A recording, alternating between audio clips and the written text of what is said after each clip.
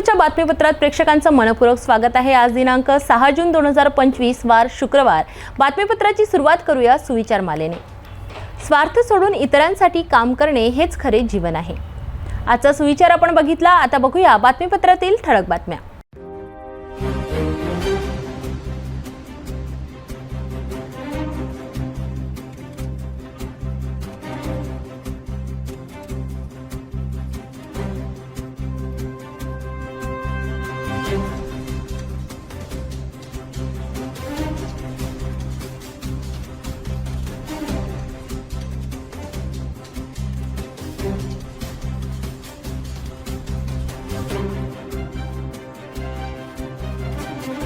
आपण ठळक बातम्या बघितल्या। आता घेऊया छोटासा ब्रेक।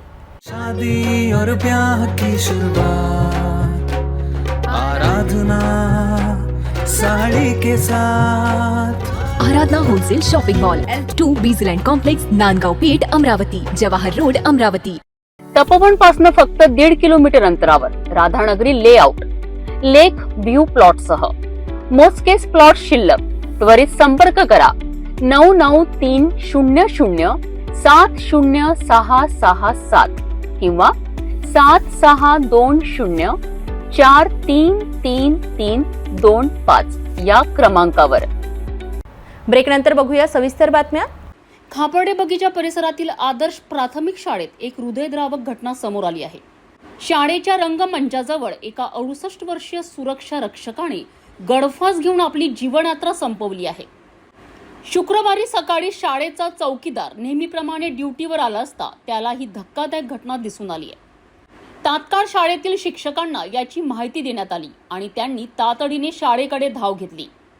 घटनेची माहिती मिळताच सिटी कोतवाली पोलीस घटनास्थळी दाखल झाले आहेत। आत्महत्या करणाऱ्या सुरक्षा रक्षकाचे नाव 68 वर्षीय आनंद किशोर राजूरकर आहे। ते केडियानगर परिसरात राहत होते। मूळचे ते कारखेडा यवतमाळ येथील असलेले राजूरकर हे शाळेच्या मागे यादव यांच्या घरी पत्नीसोबत भाड्याने राहत होते। कांडलकर सिक्युरिटी या संस्थेमार्फत ते आदर्श प्राथमिक शाळेत रात्रकालीन सुरक्षा रक्षक म्हणून कार्यरत होते। प्राथमिक माहितीनुसार या आत्महत्येमागे कौटुंबिक वाद हे कारण असल्याची चर्चा आहे। सिटी कोतवाली पोलीस या प्रकरणाचा अधिक तपास करीत आहेत। या घटनेमुळे परिसरात हळहळ व्यक्त होत आहे। येत्या 7 जून रोजी संपूर्ण देशात बकरी ईद साजरी होणार आहे। या पवित्र सणाच्या पार्श्वभूमीवर अमरावती शहरातील फ्रेझरपुरा पोलिसांनी कायदा व सुव्यवस्था राखण्यासाठी विशेष उपाययोजना केल्या आहेत। त्याच संदर्भात फ्रेझरपुरा पोलिसांनी शुक्रवारी एक रूट मार्च काढून शांततेचा संदेश दिला। बकरी ईदच्या पार्श्वभूमीवर अमरावती शहरातील फ्रेझरपुरा पोलिसांनी शुक्रवारी दुपारी रूट मार्च काढला। फ्रेझरपुरा वरिष्ठ पोलीस निरीक्षक निलेश करे यांच्या नेतृत्वात पोलीस निरीक्षक निलेश गावंडे, PSI राहुल महाजन आणि पोलीस कर्मचाऱ्यांसह QRT पोलीस पथकाने या रूट मार्चमध्ये सक्रिय सहभाग घेतला। हा रूट मार्च लायब्ररी चौकातून सुरू होऊन सिद्धार्थ क्रीडा मंडळ, राहुल नगर, वडाडी मार्गे चपराशीपुरा चौकात समाप्त झाला। येत्या 7 जून रोजी देशभरात बकरी ईदचा सण मोठ्या उत्साहात साजरा होणार आहे। या दिवशी अमरावती शहरात कायदा व सुव्यवस्था अबाधित राहावी, शांतता कायम राहावी यासाठी पोलिसांकडून विशेष प्रयत्न केले जात आहेत। कोणताही अनुचित प्रकार घडू नये यासाठी पोलीस प्रशासन सतर्क असून नागरिकांना सहकार्य करण्याचे आवाहनही त्यांनी केले आहे। याच पार्श्वभूमीवर फ्रेझरपुरा पोलीस निरीक्षक निलेश करे यांनी सर्व मुस्लिम बांधवांना बकरी ईदच्या मनपूर्वक शुभेच्छा दिल्या आहेत। आगामी जे उद्या आपला बकरी निमित्त जो आहे त्या अनुषंगाने आम्ही लायब्ररी चौक इथे सुरू केला होता। लायब्ररी चौक, सिद्धार्थ क्रीडा मंडळ, तसेच राहुल नगर गेट, राहुल नगर मस्जिद आणि तसंच अंध विद्यालय त्या मार्गे आता चपराशीपुरा मस्जिद या ठिकाणी सावध झालेला आहे। यातून आम्हाला एक संदेश द्यायचा आहे की कोणी कायदा सुव्यवस्थेचा प्रश्न निर्माण होईल असं कृत्य करू नये। कोणी सोशल मीडियावरती व्हायरल होणारे मेसेजेस जर ते कायदा सुव्यवस्था निर्माण करणारे असतील तर त्याची तात्काळ पोलिसांना माहिती द्यावी। पोलीस सदैव आपल्या मदतीसाठी आणि आपल्यासाठी नेहमीच हजर राहतील। आणि सर्व माझे मुस्लिम बांधव आहेत त्यांना मी आगामी बकरी ईद निमित्त खूप खूप शुभेच्छा देतो। अमरावती पोलिसांचा हा रूट मार्च निश्चितच सणाच्या दिवशी शांतता आणि सुव्यवस्था राखण्यासाठी महत्त्वाचा ठरणार आहे। कायदा व सुव्यवस्था राखण्यासाठी पोलीस प्रशासन कटिबद्ध आहे आणि नागरिकांनीही त्यांना सहकार्य करावे असे आवाहन या निमित्ताने करण्यात आले आहे। या आणि अशाच आणखी बातम्यांसाठी पाहत रहा सिटी न्यूज।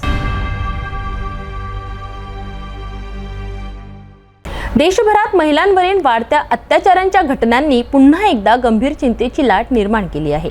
विशेषतः बिहारमधील मुझफ्फरपूर आणि मध्य प्रदेशातील खंडवा येथे घडलेल्या अमानुष घटनांनी संपूर्ण देशाला हादरून सोडले आहे. याच पार्श्वभूमीवर अमरावतीमध्ये नवजागर मनीषी आणि क्रांतिकारी स्मरण समितीने तीव्र निदर्शने केली. अमरावती जिल्हाधिकारी कार्यालयावर नवजागर मनीषी व क्रांतिकारी स्मरण समिती अमरावती महाराष्ट्रच्या वतीने दुपारी 12 वाजताच्या सुमारास तीव्र निदर्शने करण्यात आली.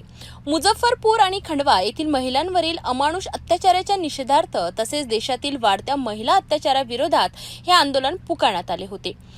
समितीच्या सदस्यांनी जिल्हाधिकारी यांच्या मार्फत राष्ट्रपतींना निवेदन सादर केले. आंदोलनकर्त्यांचे म्हणणे होते की दरवर्षी भारतात किमान 30,000 निरागस अल्पवयीन मुलींवरील अत्याचाराच्या केसेस दाखल होतात आणि प्रौढ महिलांवरील अत्याचाराचा आकडा याहूनही भयंकर असू शकतो. बलात्कार ही आता साधी घटना राहिली नसून ती एक समस्या बनली आहे, ज्याचे रूपांतर महामारीत झाले आहे. जागतिकीकरण आणि भांडवलशाही व्यवस्थेमुळे वाढलेल्या व्यक्तिस्वार्थामुळे कुटुंबाचे आकार लहान होत गेले आहेत आणि पालकांकडे पाल्यांसाठी वेळ कमी झाला आहे. टीव्ही, मोबाईल, कम्प्युटर आणि इंटरनेट यासारख्या माध्यमांद्वारे लहान मुलांच्या मनावर अश्लीलतेचे कुसंस्कार होत असल्याचेही त्यांनी नमूद केले. साबण किंवा सौंदर्य प्रसाधनांच्या जाहिरातींमध्ये महिलांच्या नग्नतेचा वापर करण्याची काय गरज असा सवाल देखील त्यांनी इथे उपस्थित केला. समितीने आपल्या निवेदनात या वाढत्या अत्याचारामागे भांडवलशाही व्यवस्थेने मानवी मूल्यांना संपवून टाकणे हे प्रमुख कारण असल्याचे म्हटले आहे. त्यांचे म्हणणे आहे की न्याय, नीती, नैतिकता आणि आदर्शविहीन मनुष्य जनावरासमान बनतो. यावर उपाय म्हणून वैज्ञानिक, धर्मनिरपेक्ष आणि लोकशाही शिक्षण पद्धतीद्वारे महापुरुष व क्रांतिकारकांचे विचार समाजात पोहोचवणे आवश्यक आहे. या महामारीचा सामना करण्यासाठी महापुरुष आणि क्रांतिकारकांच्या विचारांनी शिक्षित होऊन सामूहिकरित्या एकजूट होण्याची गरज समितीने व्यक्त केली आहे. हा लढा तात्पुरता नसून एक दीर्घ आणि टिकाऊ जन आंदोलन निर्माण करण्याची आवश्यकता आहे. 5 जून जागतिक पर्यावरण दिनानिमित्त अमरावती येथील डॉक्टर राजेंद्र गोळे मेडिकल कॉलेजमध्ये एका महत्त्वाच्या उपक्रमाची सुरुवात झाली. महाराष्ट्र प्रदूषण नियंत्रण मंडळ, AOI आणि HNS विदर्भ आणि भारतीय शल्यचिकित्सक संघटनेच्या संयुक्त विद्यमाने वृक्षारोपण आणि जनजागृती कार्यक्रमाचे यशस्वी आयोजन करण्यात आले. यामध्ये प्लास्टिक प्रदूषण निर्मूलन या संकल्पनेवर भर देण्यात आला. अमरावती येथील माडी रोडवर निसर्गाच्या हिरव्यागार वातावरणात वसलेल्या डॉक्टर राजेंद्र गोळे मेडिकल कॉलेजमध्ये जागतिक पर्यावरण दिन मोठ्या उत्साहात साजरा करण्यात आला. या कार्यक्रमाचा मुख्य उद्देश पर्यावरण संवर्धन आणि विशेष प्लास्टिक प्रदूषणाविरोधात जनजागृती करणे हा होता. या प्रसंगी कॉलेज परिसरात विविध प्रजातींची रोपे लावण्यात आली, ज्यात सुंदर पिवळ्या फुलांच्या टेकोमासच्या रोपांचा समावेश होता. रुग्ण आणि त्यांचे कुटुंबीयही या मोहिमेत सहभागी झाले. कर्मचाऱ्यांपासून बनवलेल्या कागदी पिशव्यांचे वाटप करण्यात आले आणि त्या कशा बनवायच्या याचे प्रशिक्षणही देण्यात आले. डॉक्टर राजेंद्र गोळे मेडिकल कॉलेजच्या प्राचार्य डॉक्टर सुधा जैन यांनी पर्यावरणाचा समतोल राखण्यात वैद्यकीय क्षेत्रात जबाबदारी अधोरेखित केली. विदर्भ कान, नाक, घसा संघटनेच्या अध्यक्षा डॉक्टर शर्मिष्ठा बेले यांनी कॉलेजच्या हिरव्यागार परिसराचे कौतुक केले. भारतीय शल्यचिकित्सक संघटनेचे कार्यकारी सदस्य डॉक्टर राजेंद्र गनेरीवाल यांनी प्लास्टिकच्या वाढत्या वापराबाबत चिंता व्यक्त केली. इंदिरा बहुउद्देशीय संस्थेचे CEO डॉक्टर योगेश गोळे यांनी या उपक्रमासाठी सर्व आयोजकांचे अभिनंदन केले आणि पर्यावरणाचे रक्षण करणे हे सर्वांचे सामूहिक प्रयत्न असल्याचे सांगितले.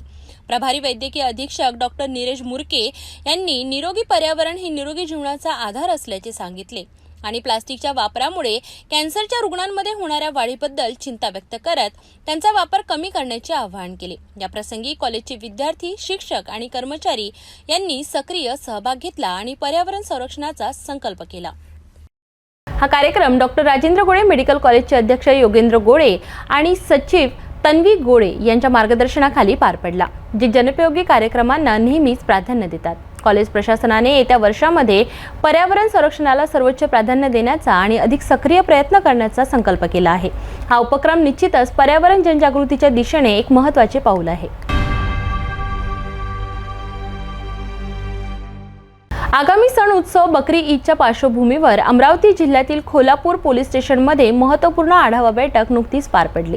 या बैठकीत मौलवी, शांतता समितीचे सदस्य आणि तंटामुक्ती समितीचे पदाधिकारी सहभागी झाले होते. यांचा उद्देश सण काळात कायदा आणि सुव्यवस्था राखणे हा होता. और जो भी है अपने मौलवी वगैरह, मौलवी तो नहीं आए उस दिन, पीस कमेटी के मेंबर थे. आज ये सेपरेट पीस कमेटी के मेंबर थे कई और आप मौलवी. उनकी मीटिंग यहाँ पे बुलाई। यही बातें सब हमने उस दिन भी दोहराई। अगर किसी की कोई तकलीफ हो रही है, कोई भी दूसरे जाति धर्म या कोई कुछ तकलीफ दे रहा है, तो आप यहाँ पे आके हमको रिपोर्ट कर सकते हैं, बराबर की हम उस पर एकदम से एक्शन लेंगे। नहीं गिरना चाहिए, तो उसके लिए हमने वो जो अपना ग्राम पंचायत की जो ये है अपने सरपंच उनको बुलाया था उस दिन। उनको पता है कि गाँव के बाहर जेसीबी से 2 गड्ढे जो है बड़े बड़े वो करने हैं। उन्होंने बोला कि 6 तारीख को मतलब कल शाम को पूरे गड्ढे कर देंगे। जो भी निकलेगा 2-3 दिन में वो पूरा वहाँ पे जाके दफना देंगे, उसके ऊपर फिर वो मिट्टी डाल देंगे, ठीक है। क्योंकि कैसे है ना कि अपने वजह से अगर किसी धर्म या किसी जाति को प्रॉब्लम हो सकता है। बहुत ही शांतिपूर्ण से रहा है आज तक, मतलब आज तक कभी भी किसी भी तरह का ये त्योहार में नहीं लगा है, बरोबर कि नहीं? अभी भी नहीं लगना चाहिए, ये हमारी अपेक्षा। अगर ऐसे कुछ हुआ, किसी ने अगर कंप्लेंट की तो मजबूरन फिर मुझे कागज चलाना पड़ेगा, ये नहीं होना चाहिए, है कि नहीं। उसके बाद में जो भी कुर्बानी का जो है तो बच्चों के लिए, बच्चों के हाथ में अगर देते हैं तो वो नहीं दिया जाना चाहिए, बच्चों के हाथ में ना दे। कि अगर बच्चों के पीछे अगर कोई कुत्ता लगा, बच्चा भाग गया, गिर गया, उसके हाथ से जो भी है पन्नी वगैरह टूट गई, वहीं पे वो मांस पड़ जाएगा, सड़ जाएगा, गल जाएगा, रास्ते से आने जाने वालों को दिक्कत हो जाएगी। इसलिए ये बात नहीं करनी है। अगर एक कुर्बानी का जो भी अपन मिल बांट के करते हैं तो बड़ों के हाथों से ही, ना कि बच्चों के हाथों से, है ना। अभी देखिए, आप समाज के पूरे प्रतिष्ठित लोग, बरोबर ना। आपको यहाँ पे इसलिए बुलाया है कि जैसे समाज में जाके आप हर मोहल्ले में या फिर आपके मस्जिद में जो भी है अपना बयान जो रहता है, अभी कल का बयान, बरोबर ना, शुक्रवार का बयान रहता है ना, वो बयान में आप ये बातें सब बयान या बैठकीदरम्यान ठाणेदार सुलभा राऊत यांनी सण शांततेत आणि सौहार्दपूर्ण वातावरणात साजरा करण्यासाठी आवश्यक त्या सूचना दिल्या। कायदा व सुव्यवस्था अबाधित राखण्यावर भर देण्यात आला।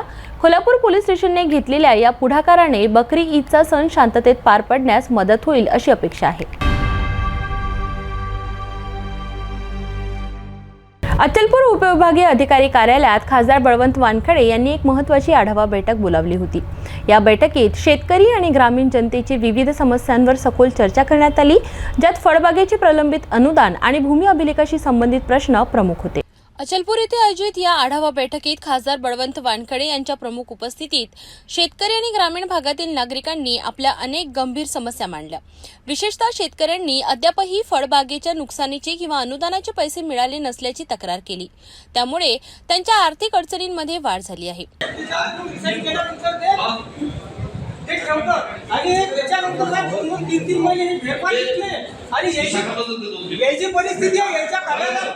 यायच्या कार्यालयात जर आपण गेलो साहेब, तर हे पहिली तिथं एक त्याची चपराशी बसलेली असते, तिथं नाव लिहायला लावते। मी एक दिवस गेलो, यांनी मला आतमधून बाहेर पाठवलं, तिथं नाव लिहा म्हणे, चिठ्ठी आणा। त्याच्यानंतर मी नाव लिहिलं, चिठ्ठी पाठवली, यांच्या कार्यालयात गेलो।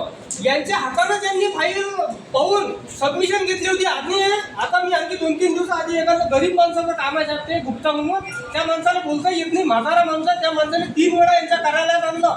यांच्या कर्मचाऱ्याला दाखवलं, त्या पहिलं सांगितलं तर म्हणे आता तुम्ही यांना घेऊन या, तुम्ही द्या म्हणे। आणि साहेब हे आता यांनी सांगितलं 25 दिवसात पेपर व्हायला पाहिजे। त्या प्रकरणाला 2 महिने झाले साहेब, आणि हे वरिष्ठांचं मार्गदर्शन पाठवासाठी आता यांनी अजून फाईल पाठवली का नाही पाठवली हे मला माहिती नाही। असे दिरंगाईचे कामं हे करतात साहेब, आमच्यावर काढतात म्हणजे आमचे कामं करत नाही। भूमी अभिलेखाशी संबंधित अनेक प्रश्नही या बैठकीत चर्चिले गेले, ज्यावर तातडीने लक्ष देण्याची मागणी करण्यात आली। जुन्या खरेद्या 1950-52 मधल्या, त्याच्यानंतर खरेदी मॅन्युअली होत गेली ते, परंतु त्याचं कुठल्याही प्रकारचं भूमी अभिलेख मध्ये केला गेला नाही। आता जेव्हा आम्ही कागदपत्र सादर केले त्यांच्याकडे, तर ते म्हणतात जुन्या खरेद्या तुम्ही त्याच्याकडे न्यूज झालेल्या त्या शोधून आणा। आता ते लोक मेले, त्याच्या घरातले वर्ग म्हणते आम्ही तुम्हाला विकलेलं आहे, ते आता तुम्ही तुमच्या परीने करा, काय करायचं। Plot number C, plot number 4 मध्ये साहेब त्या सर्व कागदपत्र दिले, मी कागदपत्र दिले त्यांना। यासोबतच आपत्कालीन व्यवस्थापन संदर्भातही अधिकाऱ्यांना महत्त्वाच्या सूचना देण्यात आल्या. नैसर्गिक आपत्तीचा सामना करण्यासाठी प्रशासनाने अधिक प्रभावी उपाययोजना कराव्यात अशी अपेक्षा व्यक्त करण्यात आली. या बैठकीला जिल्हा काँग्रेस कमिटीचे अध्यक्ष बबलू देशमुख, अचलपूरचे उपविभागीय अधिकारी बळवंत अरक, तहसीलदार डॉक्टर संजय गरकल आणि बीडीओ अर्बट यांच्यासह अनेक प्रमुख अधिकारी उपस्थित होते. जनसामान्यांचे प्रश्न सोडविण्यासाठी प्रशासनाने त्वरित पावले उचलावीत असे आवाहन यावेळी करण्यात आले. अचलपूर तालुक्यामध्ये आढावा बैठक होती आणि या आढावा बैठकीमध्ये खासदार बळवंतभाऊ वानखडे यांनी महत्त्वाचे प्रश्न इथे सोडवले. विशेष म्हणजे या बैठकीमध्ये जिल्हा काँग्रेस कमिटीचे अध्यक्ष बबलूभाऊ देशमुख सुद्धा उपस्थित होते. एकूणच या बैठकीमध्ये कोणते कोणते प्रश्न होते जे मार्गी लागले? आज संबंधित सर्व विभागांची बैठक इथे संपन्न झाली आणि ज्या ज्या विभागाशी संबंधित प्रश्न असतील त्या प्रश्नाचे निराकरण करण्याचा प्रयत्न केला. काही बाबी तात्काळ सोडवल्या गेल्या, काही बाबी नंतर सोडवल्या गेल्या. असं वाटलं काही आपण सांगताना सांगितलं काही अधिकाऱ्यांचे समाधानकारक उत्तर नाही मिळते, काही अधिकारी अनुपस्थित होते. अधिकारी आहेतच तसे, काही हरामखोर ते त्या पद्धतीनं वागतात. ते अभ्यास नसते किंवा काही माहिती नसते किंवा काही करत नाही, ज्यांना काही करत नाही त्यांच्या बाबतीत तसं करते.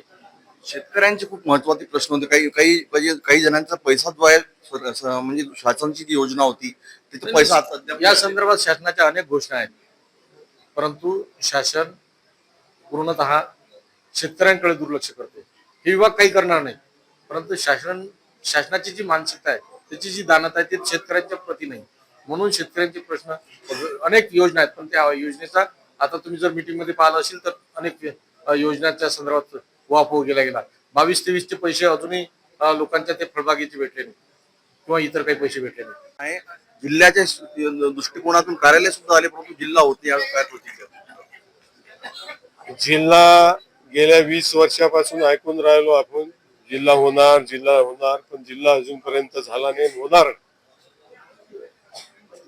कदाचित मी निवडून आलो असतो तर जिल्हा लगेच झाला असता. महत्वाचा प्रश्न, अचलपूर मध्ये नगराध्यक्ष जो आहे तो जनतेकडून निवडला जाणार आहे. 2016च्या निवडणुकीमध्ये थोड्या मताधिक्याने काँग्रेसची सीट पडली होती.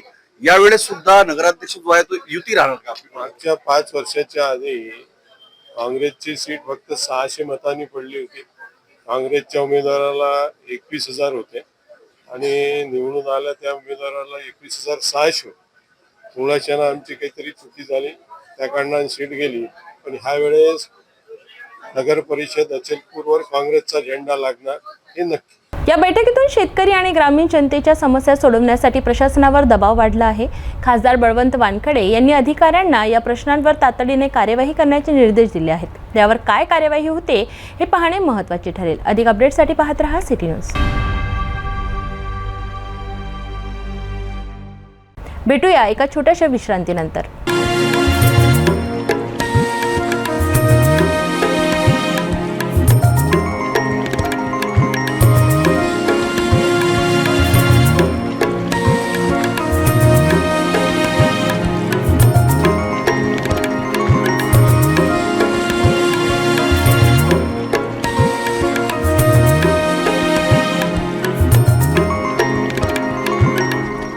विश्रांतीनंतर पुन्हा आपले स्वागत आहे. नगर पंचायतने एक महत्त्वपूर्ण पर्यावरण मोहीम हाती घेतली आहे. जागतिक पर्यावरण दिनानिमित्त प्लास्टिक बंदी आणि वृक्षारोपण यावर लक्ष केंद्रित करत एक विशेष मोहीम सुरू करण्यात आली, ज्याचा उद्देश धारणीला अधिक हिरवेगार आणि शाश्वत शहर बनविणे आहे. प्लास्टिक प्रदूषणावर मात करण्यासाठी धारणी नगर पंचायतने एक अनोखा कार्यक्रम सुरू केला. जागतिक पर्यावरण दिनाचे औचित्य साधून नगरपालिकेने धारणी शहरातील दुकानदारांना कापडी पिशव्यांचे वाटप केले. त्यांना प्लास्टिक पिशव्यांचा वापर पूर्णपणे बंद करण्याचे आवाहन केले. हा अभिनव दृष्टिकोन पर्यावरणपूरक पर्यायांकडे वळण्यासाठी प्रोत्साहन देतो. मुख्य अधिकारी राजेश माळी यांच्या नेतृत्वाखाली आरोग्य निरीक्षक इरफान शेख, कार्यालय अधीक्षक अमीन शेख, मनीष उटाले आणि अभिजित मोडके यांच्यासह नगरपंचायत कर्मचाऱ्यांनी प्रत्येक दुकानाला भेट दिली.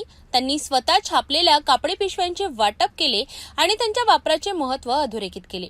पथकाने धारणी शहर आणि आसपासच्या परिसरात सर्व व्यापाऱ्यांना कठोर इशाराही दिला. प्लास्टिक पिशव्या वापरताना आढळल्यास कठोर कारवाई केली जाईल. या निर्णायक पावलांमुळे धारणी शहरात प्लास्टिक पिशव्यांवर संपूर्ण बंदी लागू करण्याच्या नगरपंचायतीच्या वचनबद्धतेवर भर दिला जातोय. या उपक्रमामुळे केवळ स्वच्छ पर्यावरणालाच प्रोत्साहन मिळत नाही तर समुदायामध्ये जबाबदारीची भावना देखील वाढते.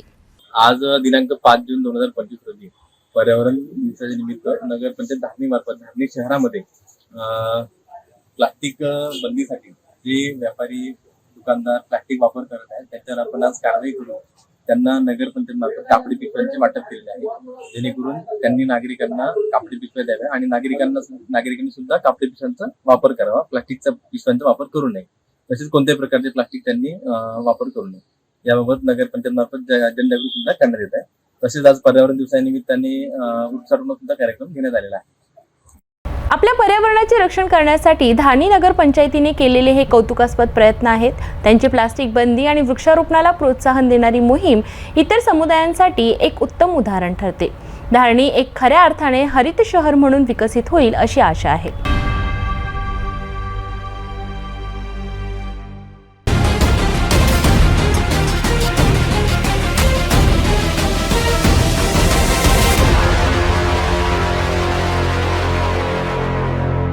यवतमाळ जिल्ह्यामध्ये अवैध धंद्यांवर वचक बसवण्यासाठी पोलीस प्रशासनाने कंबर कसली आहे.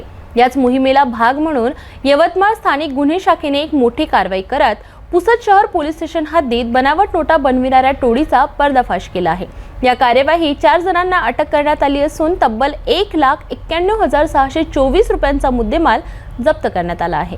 यवतमाळचे पोलीस अधीक्षक कुमार चिंता यांच्या आदेशानुसार स्थानिक गुन्हे शाखेने जिल्ह्यात अवैध धंदे आणि गुन्हेगारीला आळा घालण्यासाठी विशेष मोहीम हाती घेतली आहे.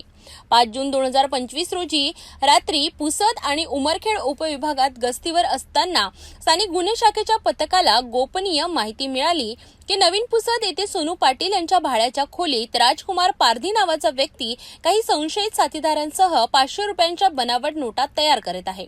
माहिती मिळताच पोलिसांनी अत्यंत कौशल्याने सापळा रचला.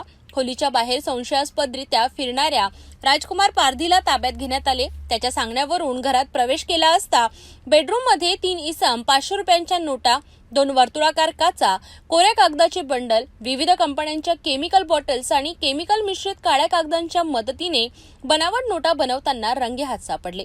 पोलिसांनी घटनास्थळावरून 500 रुपयांच्या 4 बनावट नोटा, 113 खऱ्या 500 रुपयांच्या नोटा बनवण्यासाठी वापरले जाणारे कोरे कागद, केमिकल काचा आणि इतर साहित्य असा एकूण 1,89,624 रुपयांचा मुद्देमाल जप्त केला. या प्रकरणी राजकुमार श्रावण पारधी राहणार सावडी जिल्हा वाशिम, तुकाराम दामाजी गुहाडे राहणार हर्षी तालुका पुसद, भाऊसाहेब आनंदराव पतंगे राहणार कोंढूर जिल्हा हिंगोली, रामदास किसन भरकाडे राहणार डोनवाडा जिल्हा हिंगोली आणि पंडित भालेराव राहणार शिवणी तालुका कळमनुरी जिल्हा हिंगोली या 5 जणांविरुद्ध पुसद शहर पोलीस स्टेशनमध्ये गुन्हा दाखल करण्यात आला आहे. पुढील तपास पुसद शहर पोलीस करीत आहेत.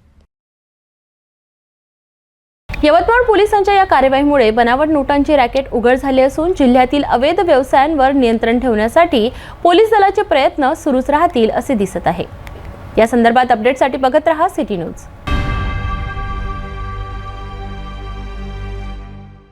एका ग्रामपंचायतीने जिल्हा परिषद शाळेतील विद्यार्थ्यांसाठी एक अनोखा उपक्रम राबविला, ज्यामुळे शिक्षणाला प्रोत्साहन मिळेल आणि गावातील शैक्षणिक वातावरण सुधारेल. अकोला जिल्ह्यातील बार्शी टाकळी तालुक्यातील आळंदा गावात ग्रामपंचायतीने एक अभिनंदनीय निर्णय घेतला. चालू शैक्षणिक वर्ष 2025-26 मध्ये जिल्हा परिषद प्राथमिक शाळेत प्रवेश घेणाऱ्या विद्यार्थ्यांच्या पालकांना घर कर आणि पाणीपट्टी करातून पूर्णपणे माफी मिळणार आहे. ग्रामपंचायतीचे सरपंच दत्ता ढोरे यांनी ही घोषणा केली आहे. या निर्णयामागे आपल्या गावातील जिल्हा परिषद मराठी शाळा टिकावी आणि तिची गुणवत्ता वाढावी हा मुख्य उद्देश आहे. मातृभाषेतील शिक्षणाला प्राधान्य देणे आणि शाळेबद्दल समाजात अधिक जागरूकता निर्माण करणे हे या उपक्रमाचे मूळ उद्दिष्ट. आळंदा ग्रामपंचायतीचे उपसरपंच आणि इतर सदस्यांनीही या निर्णयात सक्रिय सहभाग घेतला, ज्यामुळे हा उपक्रम यशस्वी होण्यास मदत झाली आहे. गावकऱ्यांनी या निर्णयाचे स्वागत केले असून यामुळे गावात शैक्षणिक वातावरण अधिक सुधारेल असा विश्वास व्यक्त केला जात आहे. आळंदा ग्राम मंडळाने जे आळंदा ग्राम मंडळाचे सन्माननीय अध्यक्ष आहेत श्री दत्ताभाऊ ढोरे यांनी जिल्हा परिषद शाळेचा पट वाढण्यासाठी आणि प्राथमिक शिक्षणातील मातृभाषा म्हणजे मराठीचं महत्त्व वाढण्यासाठी एक निर्णय जो घेतलेला आहे की जे विद्यार्थी या नवीन शैक्षणिक वर्षामध्ये जिल्हा परिषद शाळेमध्ये प्रवेश घेतील त्यांच्या पालकांना पाणी व घर टॅक्स हा माफ करण्यात आलेला आहे. या निर्णयाचं शिक्षक या नात्याने आम्ही सर्व शिक्षक आणि आमची शाळा व्यवस्थापन समिती आळंदा हे या निर्णयाचं स्वागत करतो, त्यांचं अभिनंदन सुद्धा करतो. त्यांच्या या निर्णयामुळे जिल्हा परिषद शाळांना एक बळकटी मिळालेली आहे. आमचा 2023-24 मध्ये आम्हाला बार्शी टाकळी तालुक्यातून तृतीय क्रमांकाचा पुरस्कार सुद्धा या पटसंख्या वाढीसाठी मिळालेला आहे आणि सोबतच या निर्णयामुळे आमची पटसंख्या ही वाढलेली आहे.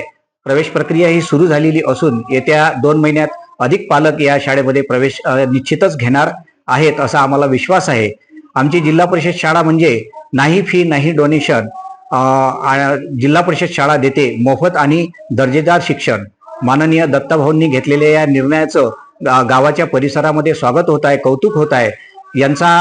या निर्णयाचं इतर शाळांनी सुद्धा आणि इतर सरपंच महोदयांनी सुद्धा निश्चितच प्रेरणा घ्यावी आणि ते प्रेरणा घेतील असा विश्वास मला वाटतो. आता जो आम्ही नुकताच आमच्या मासिक सभेमध्ये ठराव घेतला, या ठरावामध्ये आम्ही एक निर्णय घेतला. तो त्याचा मागचा उद्देश हाच आहे की जिल्हा परिषद शाळेमध्ये जी पटसंख्या आहे, जी दिवसांदिवस फार कमी होत चाललेली आहे, ती पटसंख्या वाढावी व जिल्हा परिषद शाळा ही टिकून राहावी.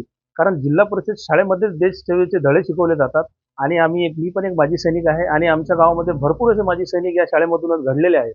आणि आज आमच्या तालुक्यामध्ये सर्व प्रथम क्रमांकावर माजी सैनिक व कार्यरत सैनिक आमच्या गावामधून या शाळेमधून घडल्यामुळे एक मनाला कुठेतरी वेदना होतात. म्हणून त्या मागे आम्ही हा निर्णय घेतला आणि या निर्णयाचं सर्वतोपरी स्वागत होत आहे.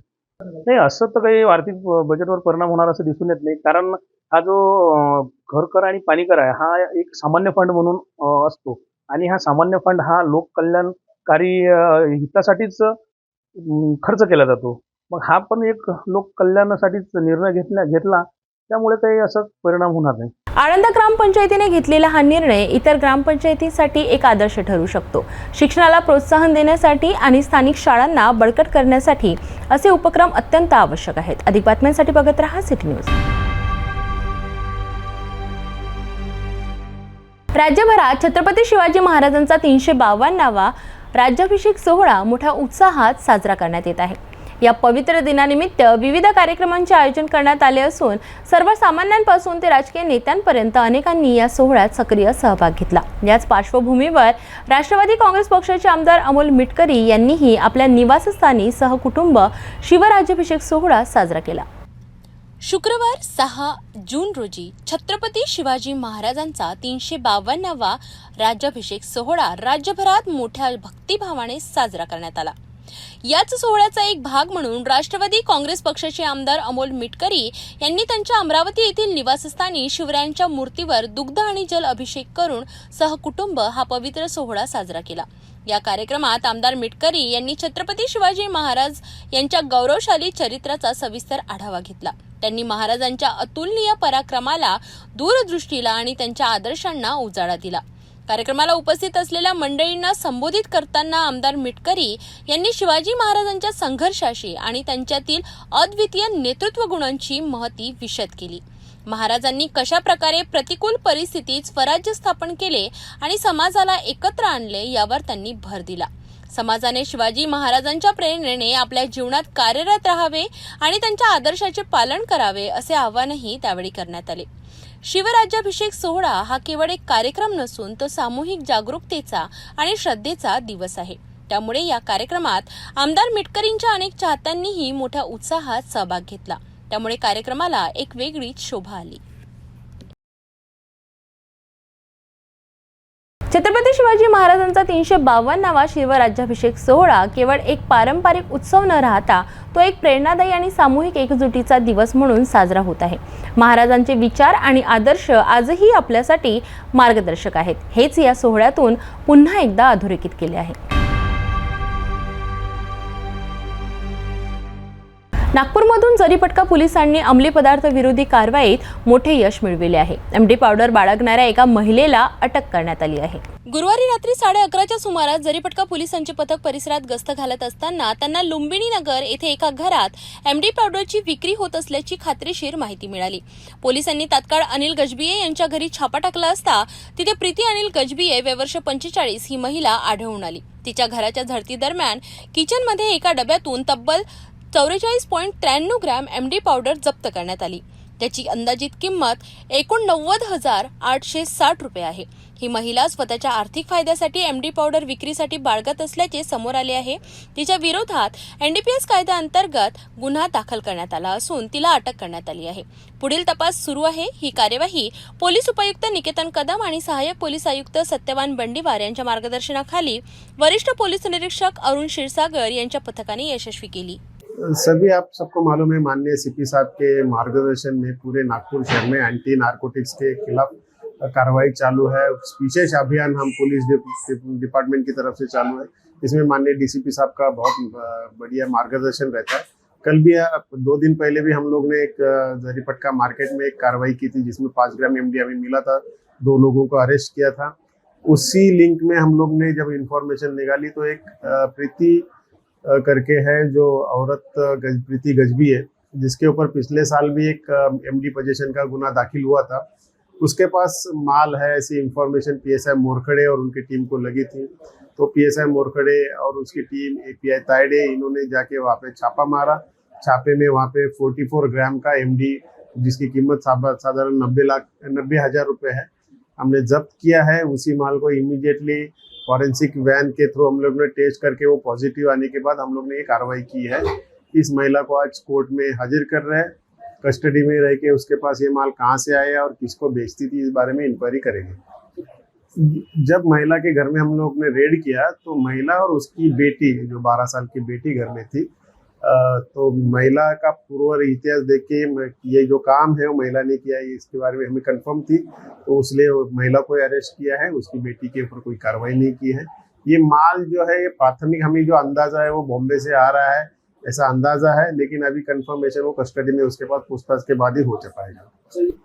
वैसे ही लग रहा है क्योंकि घर में उसके हमें वेट मशीन मिली है, जो इलेक्ट्रॉनिक वेट मशीन जो थी वो मिली है. इससे ये पता चलता है कि वो बड़ा क्वांटिटी में माल लाती थी और उसको छोटी छोटी क्वांटिटी में करके बेचती थी.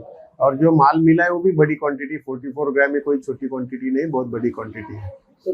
ये इस बारे में अभी तफ्तीश चालू है. ये अभी इंक्वायरी में पता चलेगा. अगर वो गाड़ी का यूज कर रही थी ये माल लाने ले जाने के लिए या उसको कोई घर पे आके पहुंचाता था, ये सब तफ्तीश में पता चलने के बाद आगे की कार्रवाई करेंगे. पोलिसांनी केलेल्या कामगिरीमुळे शहरात अंमली पदार्थाच्या विरोधात सुरू असलेल्या लढ्याला मोठे बळ मिळाले आहे. पुढील अपडेटसाठी बघत रहा सिटी न्यूज.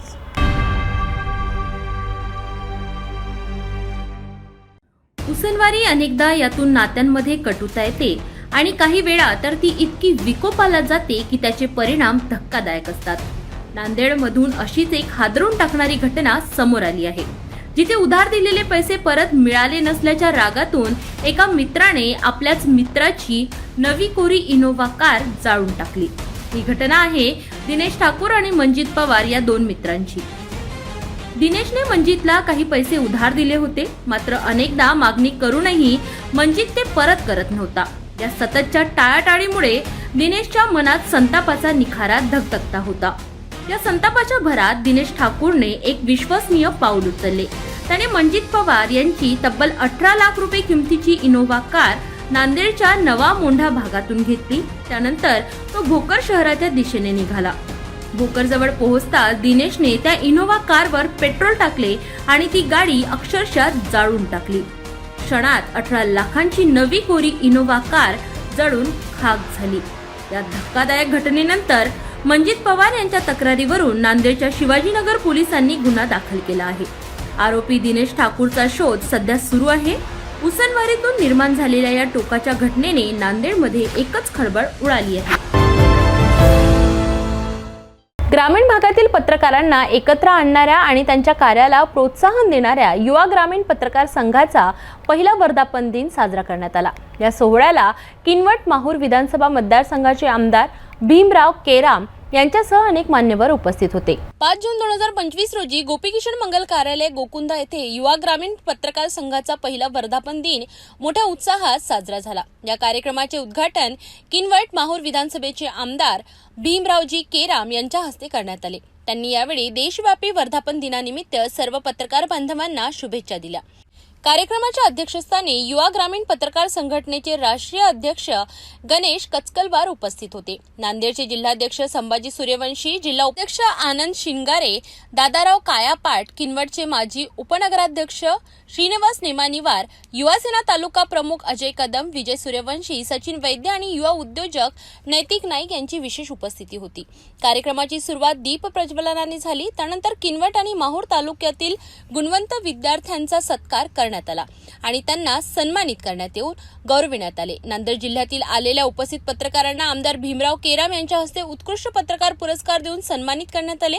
तसेच विविध शैक्षणिक संस्थांमधून शिक्षण घेऊन विविध पदांवर कार्यरत असलेल्या मान्यवरांचाही सत्कार करण्यात आला. खरोखरच हा एक प्रेरणादायी सोहळा होता. युवा ग्रामीण पत्रकार संघाने ग्रामीण भागातील पत्रकारितेचे महत्त्व अधोरेखित केले आहे. गुणवंत विद्यार्थ्यांचा सत्कार आणि उत्कृष्ट पत्रकारांना मिळालेला पुरस्कार हे ग्रामीण भागातील प्रतिभा आणि कार्याला प्रोत्साहन देणारे आहे. जाता जाता पुन्हा एकदा आजच्या ठळक बातम्या.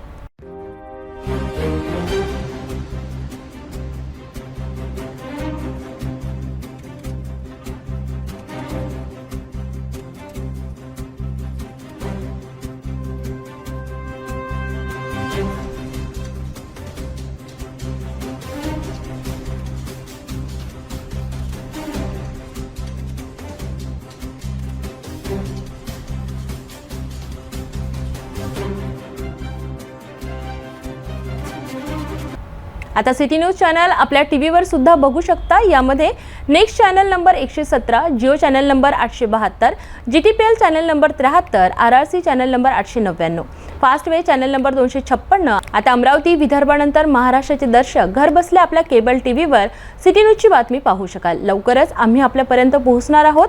जर आपल्या टीव्हीवर सिटी न्यूज चॅनल दिसत नसेल तर आपण आपल्या केबल ऑपरेटरशी संपर्क करावा. आपण सिटी न्यूज केबलच्या व्यतिरिक्त यूट्यूब, फेसबुक, इंस्टाग्राम आणि ट्विटरवर सुद्धा बघू शकता. याकरिता सोशल मीडिया अकाउंट सबस्क्राईब करा, फॉलो करा आणि लाईक करा. यूट्यूब अकाउंट सबस्क्राईब करण्यासाठी सबस्क्राईब बटनला क्लिक करा आणि बेल आयकॉन दाबायला विसरू नका, कारण सर्वात आधी समाचार आपल्यापर्यंत पोहोचणार आहेत. तसेच सिटी न्यूजचे फेसबुक पेज लाईक करा, इंस्टाग्राम आणि ट्विटर हँडलला फॉलो करा. आपण व्हॉट्सअपवर सुद्धा सूचना देऊन न्यूज प्राप्त करू शकता.